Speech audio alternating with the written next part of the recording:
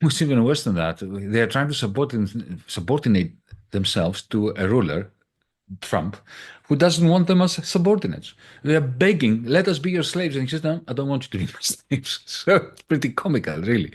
Uh, Look, the reason why we have fallen behind the technologies of the future, which are what? Green energy, which is solar panels and wind power and fusion, you know, is because we haven't invested anything. Germany used to be the top-notch producer of solar panels in the year 2000, right? And what happened? They stopped investing it.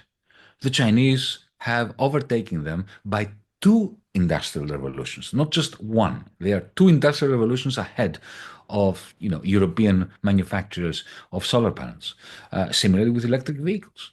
This idiocy that the Chinese are dumping cheap products because of the Chinese government's subsidies. This is all rubbish. They simply have technologies that we don't have in the European Union. Why? Because they have invested. We spent the last 20 years not investing.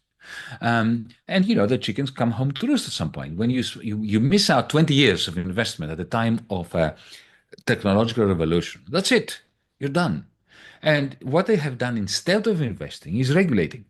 In their immense inanity, they thought that, well, okay, we don't invest, but we are a 500 million strong economy, which is true.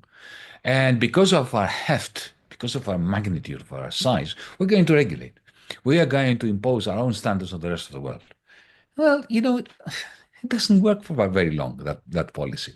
If you don't have any cloud capital, as I call the capital that lives in the cloud, then at some point, the cloud capital is going to overtake your own regulations.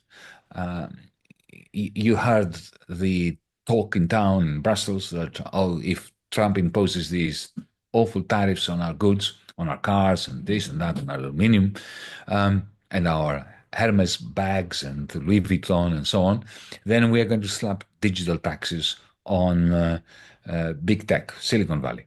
Well, by the way, I'm totally in favor of taxes on big tech. I call it a cloud tax. I've argued in favor of it. But you know what? They won't even do that because they are all full of hot air, and they won't do it because of one. Unlike the Chinese that have developed their own big tech, for every single large big tech company in America, there is an equivalent in China, which is actually better than the American one in terms of the functionality of, Baidu, of Tencent, of Bilibili, of Alibaba. And if you compare, technically, they're better. They're actually better than the American ones. Okay, we have nothing. We have nothing in Europe, and what we have is we sell it off. Volt was sold off to American Silicon Valley.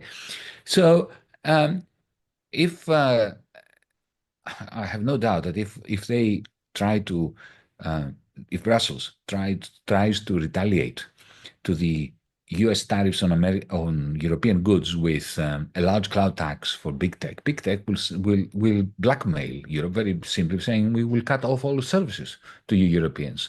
And then what will Ursula von der Leyen tell Europeans? You don't have access to YouTube. You don't have access to X. The Americans can easily do this for a few months. It will only take 1 week of cutting Europeans off YouTube before the whole of the Commission collapses. So these are all non-credible threats in our economic language. Well, what you would usually do to overcome this challenge is that is excessive dependence on one foreign actor would be to pursue greater strategic autonomy, I guess technological sovereignty plus, diversifying your external partnerships. But it appears that the Europeans are, cutting themselves off from other key centers, well, China being an important one. But I was glad you brought up China because they're not doing this. They are developing their strategic autonomy. They are diversifying their foreign partnerships. But how in this economic war, because the main two actors appears to be, obviously the United States and China, but who holds most of the cards here? How do you see this playing out, this economic war? Why do you see, why aren't the Chinese retaliating in a greater way? How do you read the situation? The Chinese are the adults in the room. They're the ones who are responding in a very conservative, rational, sensible manner. and they have a plan, and the Europeans don't have a plan. And the plan which we primarily lack is a macroeconomic and an investment plan. That's the only thing we don't have. Everything, all sorts of other plans we have about regulations, about so what we really need, we don't have, and we're not even working towards having it. So allow me to say that three things that should have been done yesterday, but at least let's do them today. But I don't think they will be done. But let me tell you what they are. Well, firstly, don't do anything with regard to Trump. Don't go to see him. Do not retaliate and do not go begging for a trade deal. Just ignore him. Instead, open a communication line with Beijing. I'm not saying that we should become vassals of Beijing in the same way that we were vassals of the United States. No, but coordinate. Firstly, do away with all of the tariffs that the European Union imposed on China at the behest of the United States. There were, those tariffs on solar panels, for instance, were imposed upon us by Washington. Washington called up Brussels and said, "You put these tariffs on the Chinese because we're at war with the Chinese." Well, the Americans are at war with us. Why should we be at war with the Chinese because the Americans are at war? We need solar panels. They make really good solar panels very cheaply, right? So let's actually buy them without making our own people in Europe pay through the nose for something that we actually need, right? Point number one, do away with the tariffs that were imposed by Europe on behalf of the United States. Secondly, coordinate between the European Central Bank and the Central Bank of China a common stimulus program, because both China and the European Union, we need a coordinated stimulus in order to fend off the recessionary waves that are coming our way as a result of the impact of Trump's tariffs on world trade. Thirdly, find ways of collaborating on joint production. We've done this before. It was Siemens and Alstom who went to China and helped them build railways, which are now much better than ours. Okay, why don't we have the same thing? Why don't we have joint ventures between Volkswagen and BYD to produce electric cars in Germany, for instance? So that's the first thing I would do. The second thing I would do is move straight into an investment program that will plug the investment gap that I mentioned before of about 600, 700 billion every year. And the way to do it, don't do it through a silly recovery fund like the one we created during the pandemic, which was a terrible idea. Because essentially what it did was it taxed poor German workers to give money to oligarchs in Italy and to Greece, to put it very, very succinctly and poignantly. That's what it was. And it was like telling the German people and the Dutch people, never again with these Greeks and the Italians. But what we do need is a pan-European investment program, which doesn't fund government, but it funds particular projects that are potentially profitable, wherever it might be, in the south of Greece, of Europe, in the north of Europe, and so on. And we know that we need about 600 to 700 billion for that. Now, there's no time to have this discussion about Eurobonds and a federal treasury, because, as I said before, this discussion has been poisoned a long time ago. But we have the European Investment Bank, which issues bonds. Well, give them a green light to issue 600 billion euros worth of bonds every year for the next 5 years, let's say, and have the European Central Bank declare that if needs be, it will step in the secondary markets and buy them, which means that the EIB bonds that I'm proposing are going to have interest rates of less than 2%, maybe less than 1%. Because they will be so safe if they have the ECB behind them. And you take this 600, 700 and you throw it into the technologies that we are so lacking.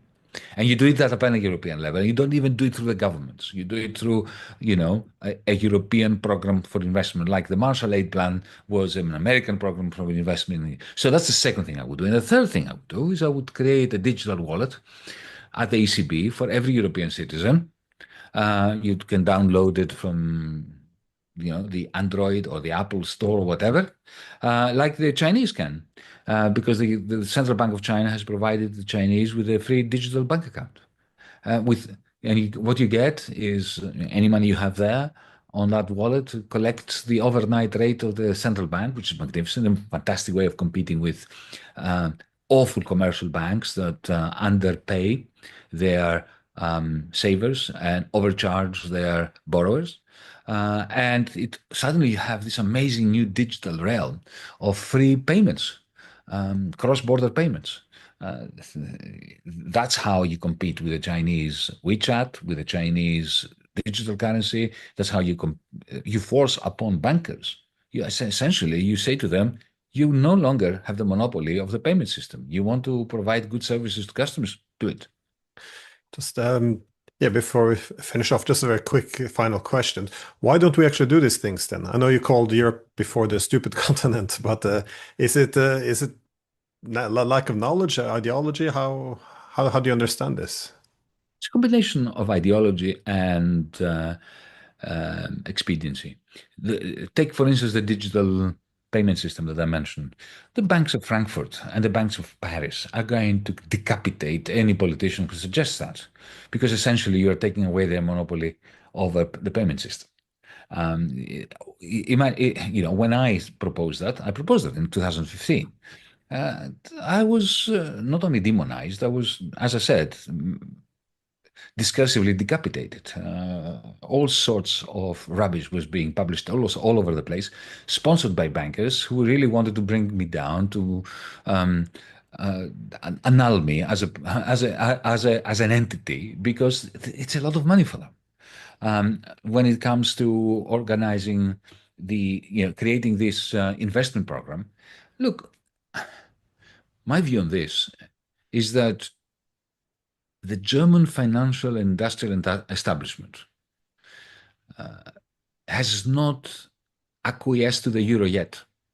We've had the euro since 1992, almost since the Maastricht Treaty, right?